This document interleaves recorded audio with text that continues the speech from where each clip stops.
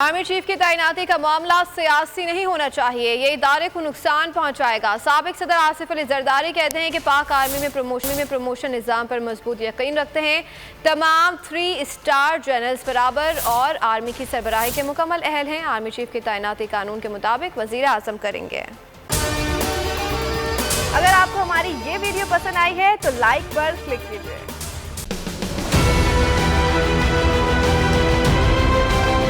मैं आज bold TV वाले शोएब शेख को, उन्होंने उसकी जिंदगी को खतरा हो गया।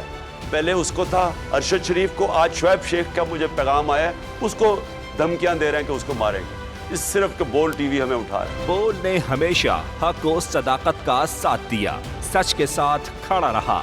हम हैं मिसाल अब्र, मगर इस हवा से हम डर कर सिमट ही जाएंगे, ऐसे भी हमने। बड़ी मुश्किलात, बड़े बड़े चैलेंजेस, सिर्फ बोल खड़ा रहा, बोल डटा रहा।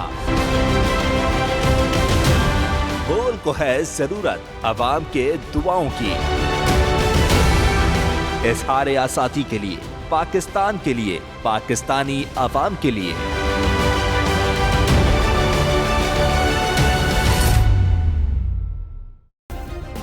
सब्सक्राइब करें और बेल दबाएं ताकि कोई खबर रह न जाए।